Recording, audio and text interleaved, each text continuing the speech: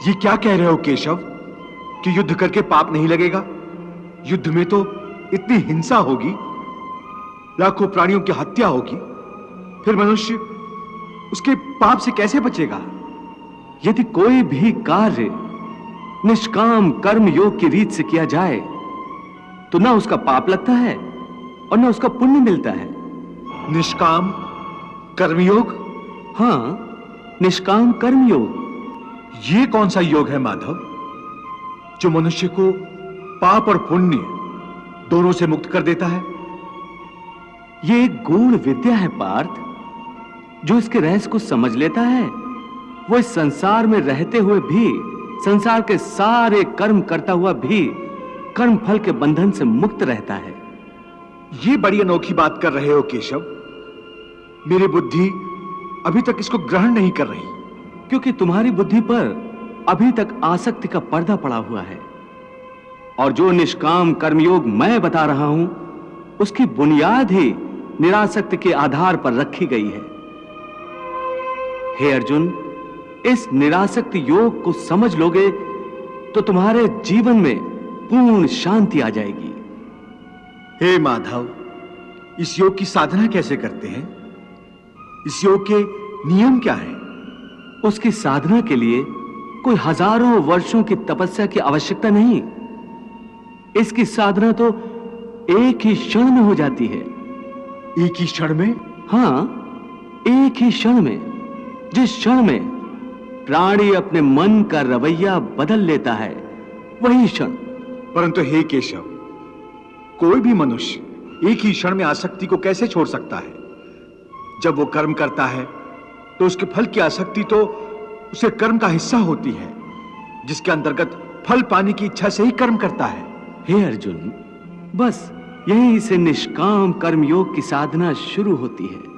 अर्थात तुमने कहा कि प्राणी फल पाने की इच्छा से ही कर्म करता है, परंतु निष्काम कर्मयोग यह सिखाता है कि फल पाने की इच्छा से नहीं, बल्कि अपना कर्तव्य पूरा करने के लिए, अपने धर्म का पालन करने के लिए कर्म करो।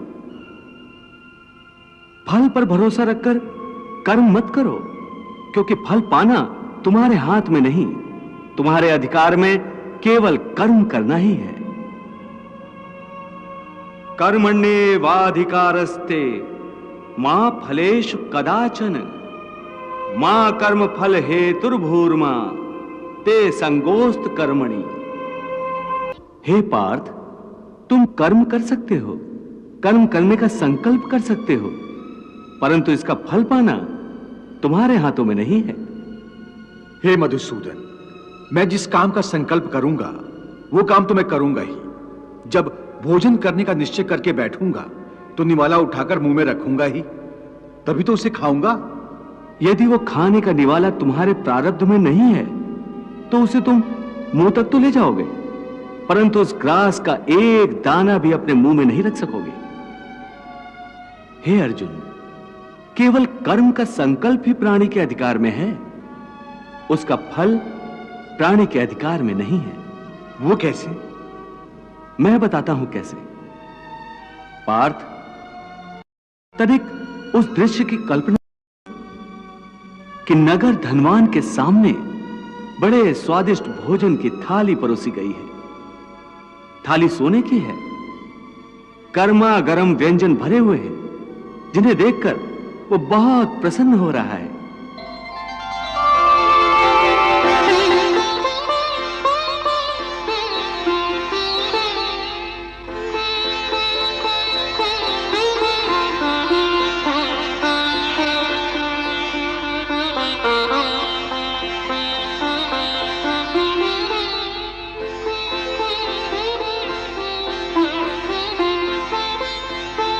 वो बड़ी प्रसन्नता से पहला निवाला उठाता है।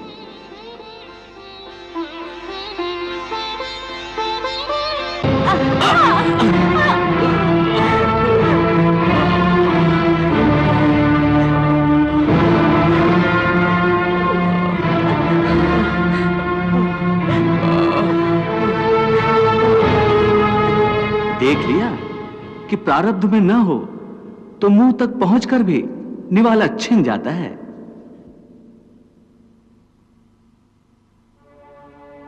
परंतु हे अर्जुन, इस उदाहरण का यह अर्थ भी नहीं है कि तुम सब कुछ प्रारब्ध पर छोड़कर स्वयं अकर्मण्य हो जाओ। याद रखो, मैंने कहा है, मां कर्म फल हेतुर्भु माते संगोस्तु कर्मणि। हे केशव, तुम्हारे कहे अनुसार यदि फल प्रारब्ध ने अपनी मर्जी से देना है तो फिर प्राणी को कर्म करने की आवश्यकता ही क्या है? कर्म करने की आवश्यकता क्या है, यह जानने से पहले यह तो जान लो कि प्रारब्ध क्या है, प्रारब्ध कैसे बनती है। हे केशव, प्रारब्ध क्या है उसे जानने में क्या मुश्किल है? यह तो सीधी सी बात है कि जो भगवान की इच्छा है वही मनुष्य का प्रारब्ध होती है। नहीं अर्जुन, नहीं, यह धारणा सत्य नहीं है। क्यों सत्य नहीं है? क्योंकि मैं किसी के प्रारब्ध नहीं बनाता, ना मैं किसी प्राणी के कर्म अथवा कर्म फल के हिसाब में दखल देता हूं। इसलिए प्राणी की प्रारब्ध बनाने में मेरा कोई हाथ नहीं होता। फिर कौन बनाता है प्राणियों का प्रारब्ध? प्राणियों के अपने कर्म। अर्थात ये कि प्राणी जैसे कर्म करेगा उसका वैसा ही फल पाएगा। अच्छे कर्म करेगा तो अच्छा फल मिलेगा और बुरे कर्म करेगा तो बुरा फल पाएगा। यही जो प्राणी के अच्छे बुरे कर्मों के अच्छे बुरे फल का हिसाब है, इसी को प्रारब्ध कहते हैं। अपने पुण्य कर्मों के फलस्वरूप सुख और अपने पाप कर्मों के फलस्वरूप दुख प्राणी इसी जन्म में या अपने अगले जन्म में भोगना ही पड़ता है, वो टल नहीं सकता।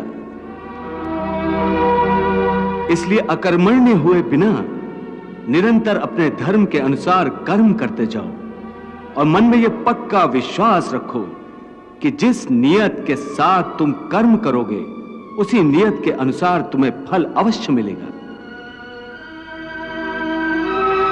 कर्म का यह अटल विधान है, इसमें कभी किसी के साथ अन्याय नहीं हो सकता। हे अर्जुन, प्राणी का कोई भी कर्म नष्ट नहीं होता, मनुष्य को अपने हर कर्म का फल अवश्य मिलता है।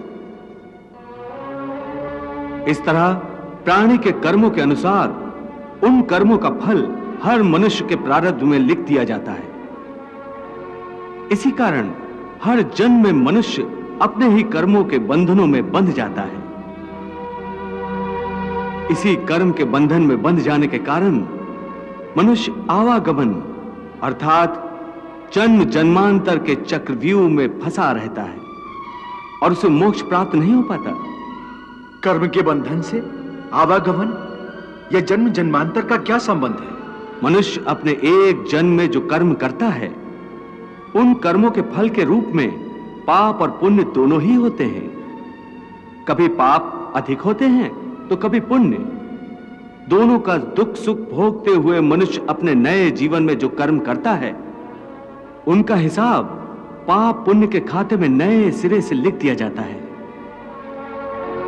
इस तरह इन नए कर्मों को भोगने के लिए एक और नया जन्म लेता है और जन्म जन्मांतर का यह सिलसिला लगातार चलता रहता है और मनुष्य की आत्मा का अपने परमात्मा से मिलन नहीं होता, जिसे मोक्ष कहते हैं। हे कृष्ण, इसका अर्थ तो यह हुआ कि मोक्ष प्राप्त करने के लिए मनुष्य को पाप और पुण्य से बचने के लिए कोई कर्म ही नहीं करना चाहिए। सारे कर्मों का त्याग करके सन्यासी बन जाना चाहिए। कोई भी मनुष्य अकर्मण्य नहीं हो सकता, कर्म तो उसे हर स्थिति में करना पड़ता है। परंतु सन्यासी तो कर्म का त्याग तो करते ही हैं। हे पार्थ, सन्यासी भी कर्मों का त्याग नहीं करते, ना ही कर सकते हैं। मैंने पहले ही कहा था कि सन्यासी भी कर्म करते हैं। खाना पीना, उठना बैठना, तपस्या करना, साधना करना, ये सब भी तो कर्म ही है। कर्म से कोई कैसे मुक्त हो सकता है?